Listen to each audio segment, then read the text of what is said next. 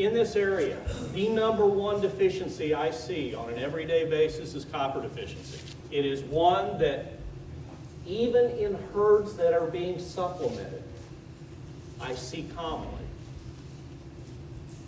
In animals that are being supplemented for vitamin and minerals, you can compare things, and what may be considered adequate if there's interferences involved, and in this area we see a lot of sulfur-based interferences from high sulfur in the forages, as well as, we've heard a number of people talk about using a lot of byproducts, distillers' byproducts, corn gluten feeds. Those are notoriously high in sulfur content, and sulfur is a major interfering factor with some of your mineral absorptions. So we see a lot of interferences. So even in cattle where people think they're supplementing, they may not be supplementing adequately. Or very commonly, I'll hear people say, I've got a great mineral out in front of my cows, but they don't monitor how much they're eating. Just because it's out in front of them, if they're not eating it, it's not doing them any good. Or if they're not eating enough of it, it's not doing any good. So monitoring and being able to determine that animals are truly intaking an adequate amount is critical in determining the potential for adverse health events or top productivity. The #2 deficiency I see in this area is selenium. When I talk about the commonality of how frequently I see these deficiencies, with copper deficiency, when I start looking at the numbers, in roughly 50% of the cattle that I test in this area, they're copper deficient. A lot of times when I get samples in, I don't know whether those animals are on supplements or not on supplements. So that's as a general rule, 50% of the cattle I test in this area are copper deficient. Roughly between 30 and 35% of the cattle I test in this area are selenium deficient. So it is a very common problem, and one that's easily addressed. Yes, it takes a little bit of money input to address it, but it's very easily addressed, and the productivity gained by addressing it adequately more than pays for the supplement that you have to put into those animals. Lesser frequency, vitamin A and vitamin E deficiency, manganese deficiency, zinc deficiency, and very rarely cobalt deficiency. In the manganese, zinc, and cobalt, less than 1 to 2% of the animals that I test are deficient.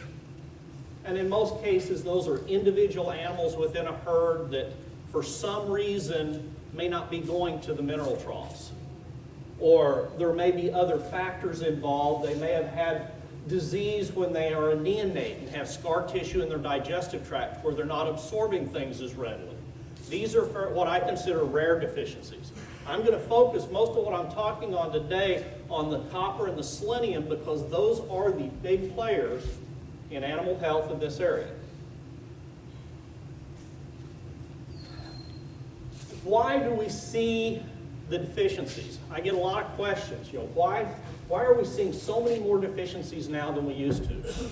I went back and looked in 2008, and if I compared data to 10 years previously, I was seeing half as many deficiencies as I was seeing in 2008. Now in 2009, that number tripled. Why? Why was I seeing all the deficiencies in 2009? Why was there that much of a dramatic increase? What happened in the fall of 2008? Economy crashed. Everybody started looking at ways to cut dollars because of productivity costs, feed costs, fuel costs, and one of the easiest ways for people to cut costs was cut their mineral supplement program for their cattle. I had cases of deficiencies from herds that I knew had corrected the problem 5-6 years earlier that were seeing deficiencies again. They started trying to pinch pennies, and they lost dollars because of it, because they were seeing a lot of health issues. In 2009, I suggested that this was not the worst of it yet. What we see as far as these mineral deficiencies, it starts in the cow-calf operation and just goes all the way up to the finishing lots. Because in cows that are deficient, they don't have enough to give that fetus, so when the calf's born, it's deficient. It's not picking enough up out of the environment to build it back up. If it's not being supplemented, then those cattle come into a stocker operation deficient, and many times go on into a finishing lot deficient unless they're supplemented somewhere along that channel to get them back into the normal range. So the numbers doubled yet again between 2009 and 2010. So in a 2-year period, I saw a 6-fold increase in the number of deficiency cases that I was seeing. I did see in 2011 a slight increase from 2010, but it was a very slight increase. So I think we've seen the worst as far as what we were going to see because of this timing of the economic downturn and people trying to save dollars and causing more deficiencies.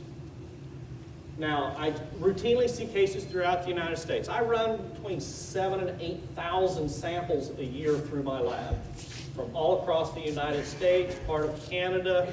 I just got finished up doing a big project out of Ethiopia. I'm doing some work for the National Zoo out of Washington, D.C., so I do a lot of testing for a lot of different animal species. 80% of the testing that I do is in cattle, however. So that is the predominant area that I do testing in. You know, I had an older gentleman one time in a meeting that I was doing, it's probably been 12, 14 years ago now. During this meeting, he asked me, he said, why are we seeing all these deficiencies now when we weren't seeing them 30 years ago? That was a very legitimate question. The easiest answer at the time was, we're testing more. You're going to see it more if you test more. And that is part of it. Part of what we're seeing a lot of the problems with right now is because people were trying to cost save and they're going out and shopping for minerals. I can take 2 mineral tags that have the exact same amount of copper and the exact same amount of selenium in them, and one of them may do absolutely no good and one of them may be wonderful because the chemical form of that mineral can make a big difference on how available it is. Now, what does that do to the price tag? Very commonly, you can go out and buy a $6 or $7 50-pound bag of stock mineral, or you can buy an $18 bag of stock mineral, and the difference between those two can be like comparing apples and oranges as far as how much benefit the animals are going to get out of it. So when people go out and start cost comparing what they're getting, yes, they may save some dollars, but the animals may not be able to use the mineral in that cheaper product because they can't absorb it as well because of the chemical form of the mineral. So 2008, the cost cutting was one of the reasons we saw dramatic increases. We are doing more testing, but it goes beyond that. If you start looking, we're asking for increased production output. The talk yesterday when they were talking about the number of cattle in the United States being the lowest since the 50s, but yet the amount of beef that we're producing in the United States is almost equal. So we're getting more units of beef produced per animal, so we're putting additional stress on those animals to have increased efficiency, increased gain. But if you go all the way back to the introductory side of it, your cow-calf operation, if you look 30 years ago at the number of cows in the United States, and then you look at production units, you can mathematically figure that on average, a cow is producing 2 calves every 3 years. Where today, in the top producing units, you expect a calf every year. If that cow's not bred, she goes to the market. So she's never allowed time to build her system back up. And so she doesn't have the benefit of having a period that she's not in production that she can build her system back up where she has enough to give that fetus, to where the calf's born with adequate amounts.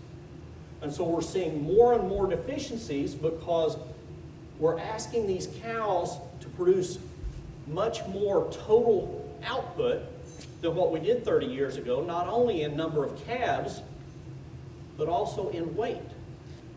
Because if you look 30 years ago, I look at my grandfather's operation. You know, if he weaned off a 500-pound steer, he was bragging to everybody in the county at the coffee shop. Now you wean off a 500-pound steer in a top production unit, and you put him in the back of the barn where nobody sees him. So if you look at the difference in both productivity and number of calves, we've effectively asked a cow unit to produce 200% of the total weaned beef that we expected that cow unit to produce 30 years ago, giving her the same groceries to do it on. It's not very effective unless you're supplementing to make up that difference. We've also altered nature. And I describe this to people, and even though we're at a stockers meeting, we have to go back to that cow-calf unit to get an idea of why we're seeing some of these problems in the stocker operations. If you look at wild ruminants, when do the deer have their babies? When do the elk have their babies? The antelope, the buffalo? 1 to 2 months after everything's greened up in the spring. Evolution is a wonderful thing. It allows animals to build by survival of the fittest, and they do that by doing things in the most efficient manner from a health standpoint. When are we pushing a lot of our spring calving cows to calve now? 1 to 2 months before anything greens up. From a physiology standpoint, the actual worst time of the year possible to have those calves drop. Because it's a time of year when the cow's mineral balance is typically at its worst, unless they're being adequately supplemented.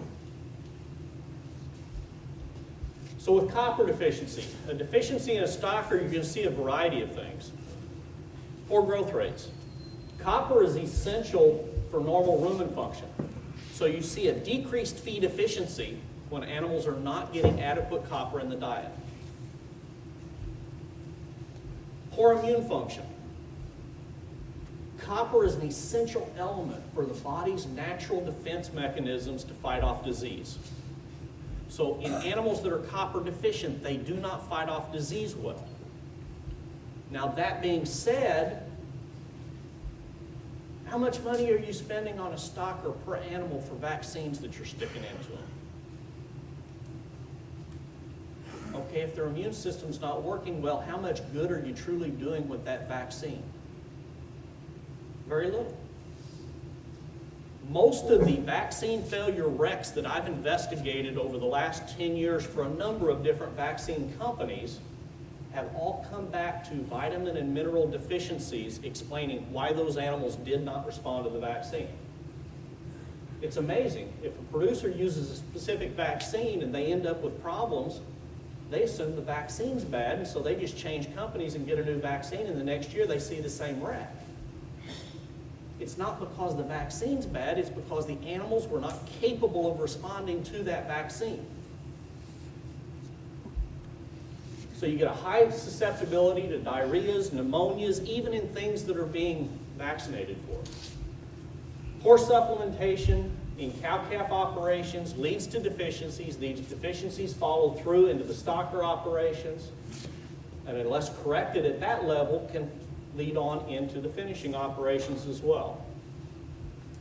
As more and more of the stocker and finishing operations track where their cattle are coming from,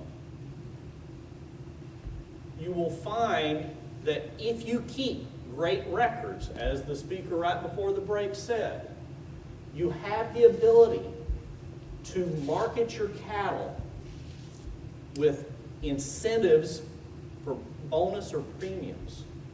I've got producers that I've worked with that are getting 5-6 cents a pound bonus on their cattle, because when their cattle go into either stocker operations or go from stocker operations into finishing operations, the amount of health risk to those animals is minimized because they have taken care of these problems up front.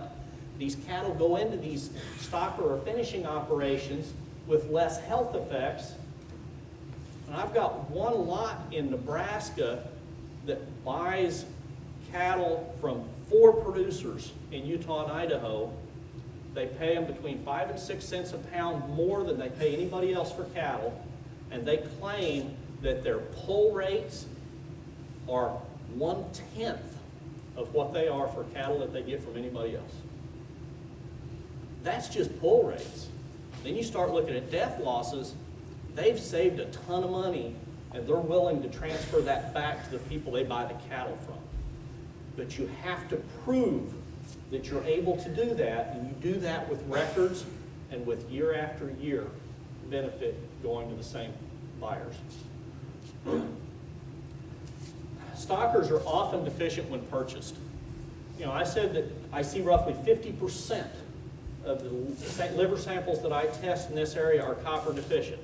If I break that down into cows and into weaning calves, close to 70% of the weaning calves that I test are deficient. So it is a very, very big problem in calves coming into stocker operations. A deficiency can develop not only if the animals aren't supplemented. If you look at forage copper contents in this area of the United States, when I want to look at total copper intake in cattle, I want to see a minimum of 10 parts per million in the total diet. Minimum. Most of the forages in this area run between 3 and 6. So that means on a very top quality forage, you're getting roughly half of what you need to into them if you're not supplementing. And that's a best case scenario. And that's if you have no interferences. Deficiencies can also be due to not only inadequate intake, but precipitation due to high iron, high zinc, high selenium, high molybdenum. All of these metals have interactive properties within the lining of the digestive tract on how they're absorbed. So I always coach people that when you're doing vitamin mineral supplementation, you need to do it with a reputable company that uses a balanced product.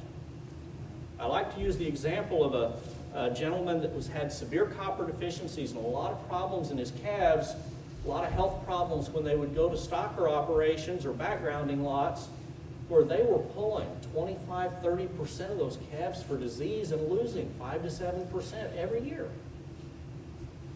In that case, we identified severe copper deficiencies.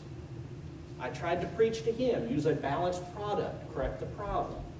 His idea of a balanced product was he went out and bought several tons of rock salt and put copper sulfate in there. The next year, he had just as big of a problem as he did the previous year. And when we tested those calves, they were normal for copper, but they were now selenium deficient. He had supplemented them with so much copper that he corrected the copper problem and caused a selenium deficiency in the process. So a balanced product is critical. You don't want to just jump in and supplement with one thing and think you're fixing everything, because you can create problems as well if you over-supplement or if you don't supplement with a balanced product. The interferences with high sulfur in this area. If I look at total sulfur content in the diet, in cattle you want to stay below 0.4% in the total diet. Optimum productivity is roughly 0.33% in cattle. A lot of the forages in Kentucky, Tennessee, you will see sulfur content in the forages very commonly up in the 0.45, 0.5 range. So the sulfur content is high already. Sulfur, when it hits the rumen, is reduced to sulfide. Sulfide covalently binds to copper, and then the copper precipitates out. And so even though you may be supplementing with adequate copper, if it precipitates out in the rumen, then what goes in one end is going to pass out the other end and doesn't ever have a chance to be absorbed into the bloodstream and do any good for the animal as a whole in the process. Now that's with normal forages in this area. Then you go to the supplementations that are being done, and a lot of the byproduct materials that are being utilized today, distillers byproducts, corn gluten feeds and meals, all four are notoriously high in sulfur content. So you've got forages already in the area that are a little bit higher than what they should be, and then you add additional sulfur with these byproduct materials, and you will have copper deficiencies. No questions. The other side issue with these byproduct materials that are high in sulfur is they're not constant. They're not consistent. Even from the same plant, sometimes you can see as much as a 10-fold difference in the amount of sulfur between two different loads of the same product from the same plant. So you have to be very careful with them. I have seen herds that have been using distillers, had used it very effectively for years, that happened to get one load, that the sulfur content was so much higher they started seeing blind and dead calves from polio. So high sulfur will cause issues with polio as a direct disease, but the other thing is the high sulfur will cause interferences with copper, and so you'll induce a copper deficiency. And that induced copper deficiency then will cause their immune system not to work well, and so you see outbreaks of disease and start worrying that vaccines aren't working good or that you need to start vaccinating for something else, when in all reality you need to get them supplemented back where their immune system's working well to correct the problem. Deficiencies going into a finishing lot result in high pulls and high death losses. This comes back to haunt you on future sales. And so putting some additional dollars into the production side in a stocker operation will benefit you in the long run if you're trying to develop a market for your cattle that is going to have longevity and to where you have the potential of building premiums into the price of your cattle. Sample of choice for testing is liver. I get a lot of samples in where it's easy to go out and pull a blood sample and send it in. Testing blood for copper is a waste of time. I mean, that kind of plain and simple. If I test 10 animals from one herd and I find one out of those 10 animals that's low, then it's likely you have a severe copper deficiency, even though the rest of the animals, the numbers in the serum are normal. An animal will actually pull the copper out of the tissues to try to keep the serum in the normal range. So they may be clinically deficient, but yet the serum doesn't show it. The best sample for testing copper status in an animal is liver sample. What I tell people to do commonly is, if you run animals through a chute and break a leg on an animal going through a chute, that's a great quote-unquote normal animal. When you kill that animal, pull a piece of the liver out, put it in a plastic bag, freeze it. If you have an animal that gets acutely sick and dies within a 24, 48-hour period of time, that's an animal that's good to pull a piece of liver out, put it in a plastic bag, put it in a freezer. When you get 3 or 4 of them, send it into a lab. You can get a pretty good idea of what herd status is from 4 to 6 animals when you're testing liver. And that tells you whether your supplementation program is adequate or not. I've actually got some stockers in Kansas and in the Dakotas where they're actually going in and doing liver biopsies on calves when they bring them in off the truck, because they want to see how deficient those animals are when they put them into their operation to start with, to get an idea of how much they need to supplement them to get them back in the normal range. So if I find serum that is low, I can say without a problem there's a deficiency issue going on, but if all the serums are in the normal range, you can still have deficiencies within that herd you're just not identifying. Copper excess is one thing I get a lot of questions on, and actually I was here about a year ago, and Mr. Barty had me coming into a producer meeting, and I got a lot of questions where people that had not been supplementing put supplement out, or when stockers buy cattle from random source where they don't know the history of these cattle. They put a mineral supplement out in front of them and they're eating 2 to 3 times what they should be eating according to the label. Animals that are deficient will eat more than what the label on the product says they should. They're trying to build their system back up. And I very commonly hear producers say, well, when I have animals eating more than they should, the label says they're supposed to eat 4 ounces per head per day and they're eating almost a pound. Well, that's 4 times what they should be, so I cut it with salt to get them to not eat so much. Well, if you cut it with salt to where you don't let them eat as much, then you're not allowing their system to take in extra to build their system back up. When you don't have interferences, you want a total of 10 parts per million in their total dry matter intake per day coming in, but that's enough for maintenance. That's not enough to allow them to build back up for what deficiencies they already have in place. Animals will overeat it until they build their system back up, and then they'll gradually back down. Where you're mixing it directly into the ration, if you're mixing nutritional supplements for minerals into a ration, into a TMR, to where the animals can't go out and eat it free choice, then if you have animals that are deficient when they come in, I generally recommend that you double the amount of mineral supplement that you're putting into that TMR for at least 2 to 3 weeks to allow them to build up, to catch up for the deficiencies that they have when they come in, and then back it back down to what nutritionally they need. Because that's the only way you allow them to build their system back up to where they do have adequate immunity and adequate ability to fight off disease. So I always get the question about oversupplementation. In a free choice loose mineral, where they go out and can selectively eat what they want, I have never seen a case of cattle eating too much and causing poisons. Never. And I've seen cows eat sometimes 4 to 5 times what they should be eating when they come in really deficient to build their system back up. And then generally over a 2-3 week period of time, they back down to where they need to be.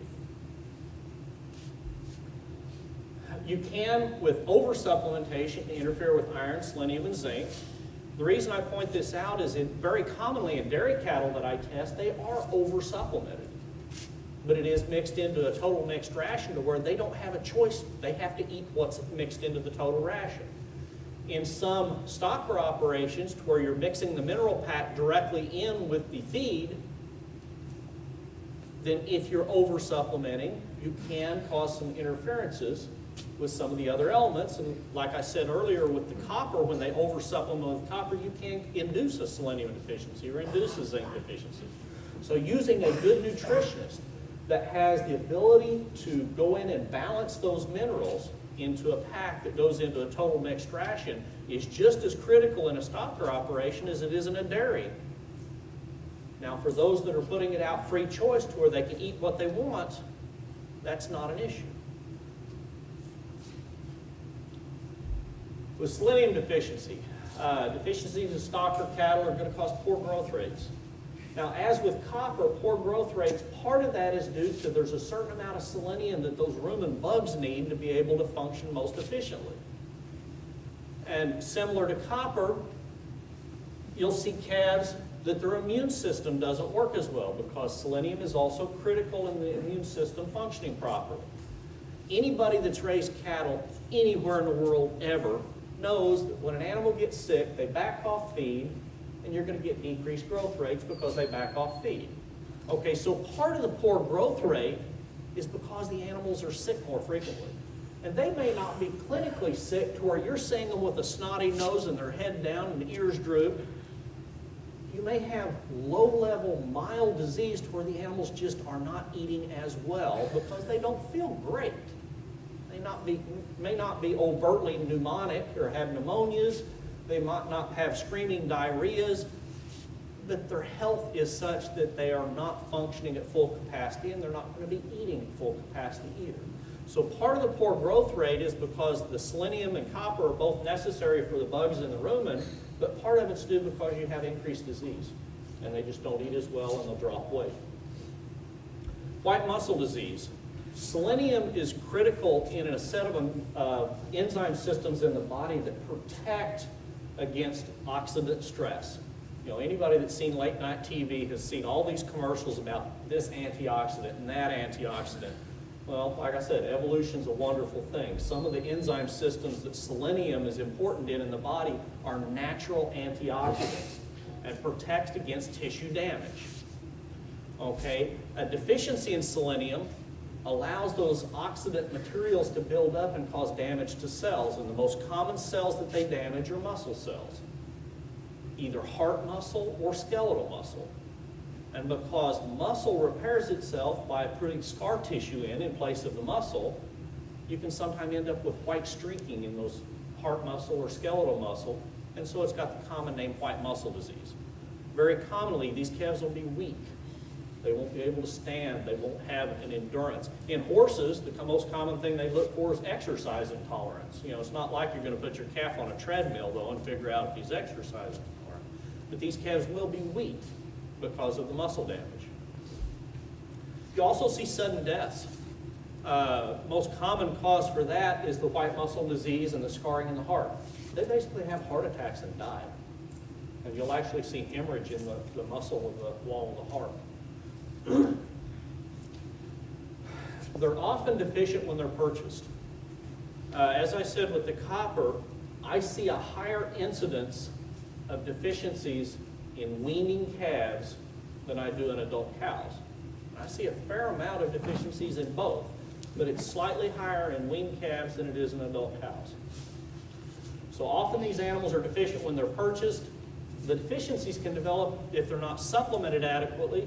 And similar to what I talked about earlier, we're asking these cows and our operations to produce more pounds of beef than we used to 30 years ago.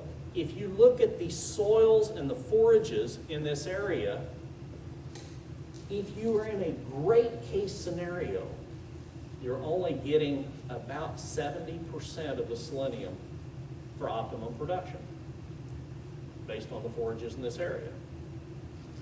Okay, when you look back at the types of forages in this area, not only is the copper and selenium content lower than what would be considered optimum for top production,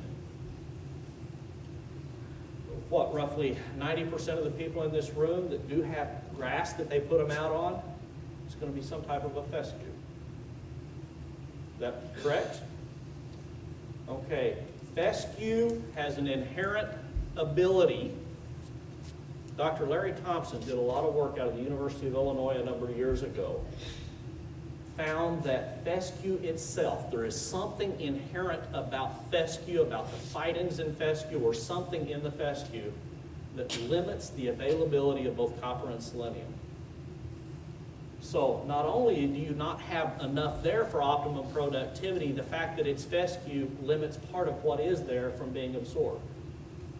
So supplementation becomes very critical to keep these animals in a normal range and keep their health at peak performance. Deficiencies can be due to inadequate intake, precipitation. There comes sulfur again. Sulfur is a big player in causing deficiencies with both copper and selenium. We have higher than normal sulfur in the forages in this area. We have lower than adequate copper and selenium both. And that combination allows for a very common incidence of deficiencies. Sample of choice, liver, serum, whole blood are all equally testable to look at for deficiencies. Serum is a good monitor of recent intake. Whole blood is a little better monitor of more long-term status. But serum, whole blood, or liver, all three are just as good for interpreting deficiency versus adequate.